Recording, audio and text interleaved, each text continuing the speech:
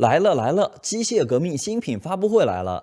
不知道有多少小伙伴在期待搭载了英特尔12代酷睿的新产品。我这边也是提前拿到了机械革命无界16轻薄本12700H 处理器搭配 Xe 核显。我个人对这款产品的性能表现还是比较好奇的，不知道大家感不感兴趣？既然是轻薄本啊，咱们先来看外观。对于游戏本工作站用户来说，性能至上，丑大黑啊都不是事儿。但是对于轻薄本用户来说，颜值、便携性才是需要优先考虑的。无界16 A 面采用铝镁合金材质 ，logo 在左上方，就是那种简约办公风格。壁面搭载了一块16英寸16:10 IPS 雾面屏，分辨率达到了2560×1600。丝边窄边框的设计啊，让屏占比达到了89.3%，第一眼看上去还是比较有冲击力的。在屏幕上方则是摄像头和立体收声麦克风。使用校色仪实测，这块屏幕能够覆盖99%sRGB、75% Dolby RGB 以及75% DCI-P3 色域，最大亮度367尼特。色准方面，平均 Delta E 1.31，整体表现还算可以啊，日常办公和媒体创作是够用的。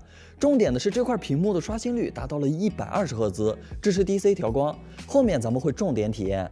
C 面采用和 A 面一样的铝镁合金材质，没有小键盘区域，不过方向键啊是全高尺寸的，同时最右侧还有一列功能键，按键支持背光，按压的手感还算不错，触发的键程啊比大部分的轻薄本要长一些。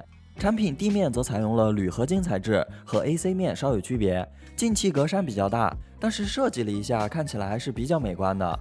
产品接口的规格啊是这样的，大家可以简单看一下。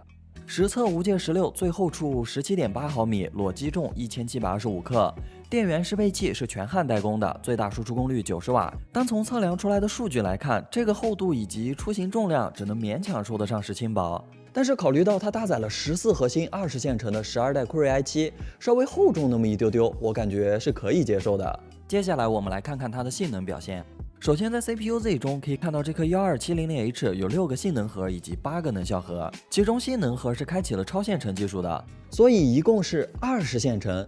轻薄本都20线程了，我就问你离不离谱？切换到 i.64 可以看到，这颗 CPU TDP 45瓦 ，PL1 功耗45瓦 ，PL2 功耗115瓦，基本和上一代的 H45 平台持平。回到 CPU-Z， 无界16所搭载的这颗12700H 单核得分760，多核得分6218。这个单核得分啊，比上一代的11800H 以及隔壁的5900HX 都要高出10%以上，多核性能则差不多。R20 以及 R23 的测试结果也一样。要知道啊，这里对比的都是性能释放比较高、游戏本上的 CPU。无界16作为一款轻薄本，在 CPU 性能方面还是可圈可点的。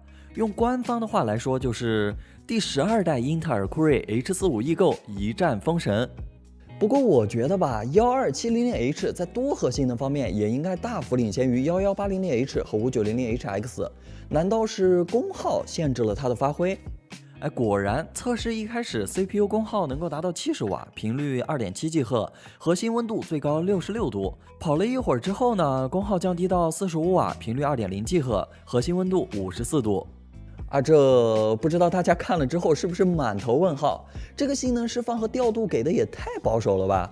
我的测试室温是20度左右，满载核心温度最高才60多度。看看老前辈11800H 和5900HX， 哪个不是直接突破90度？感觉这个功耗啊，确实还可以再多给个10瓦、20瓦，那多核分数不得上天？而且估计整机的温度依旧能够保持在70度左右，这个温度对于一款轻薄本来说已经是非常不错的了。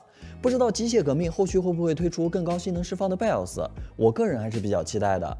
当时测试的时候啊，我还有点不死心，又单考了一下 FPU，CPU 功耗一开始能够到65瓦，核心温度64度，最终还是稳定在45瓦，核心温度只有53度。好家伙，这个时候几乎是没有什么噪音的，非常静音。想要 CPU 性能强劲，但又想要极致静音的小伙伴，这个时候已经可以点个收藏了。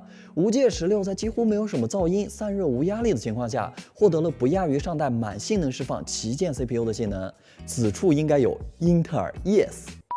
看完了这颗20线程的 i7 处理器，是时候看看它所搭载的 Xe 核显的表现了。这里 GPU-Z 显示为48组 EO， 属于识别错误。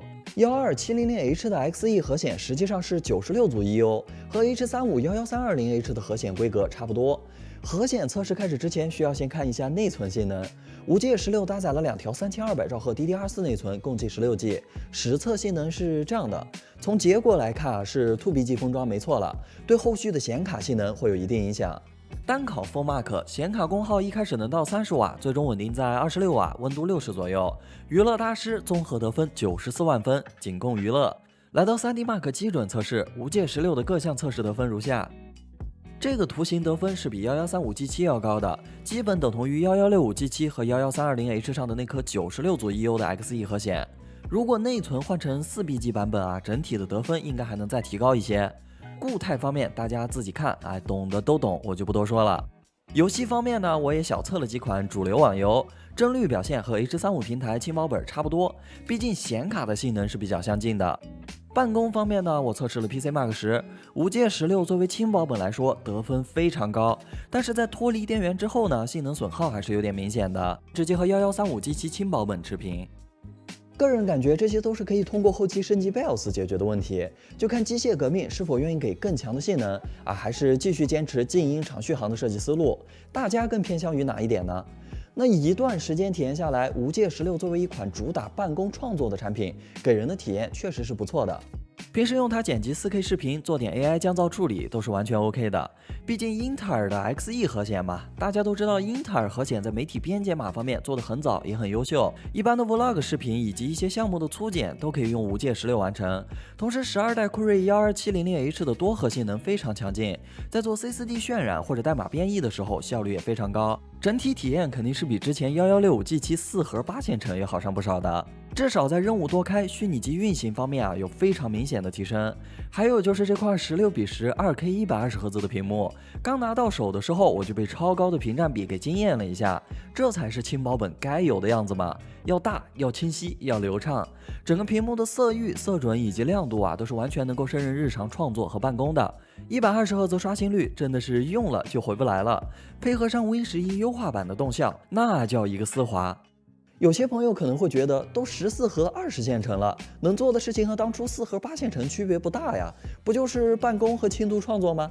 那确实，5G16的定位依旧是办公创作本，更强的 CPU 性能主要是拓宽了办公和创作的使用场景。过去你要用1165G7或者11320H 渲染个 C4D， 编一个复杂程序，那可是要等到天荒地老的。同时，超多任务办公和虚拟机多开也不是4核8线程能够胜任的。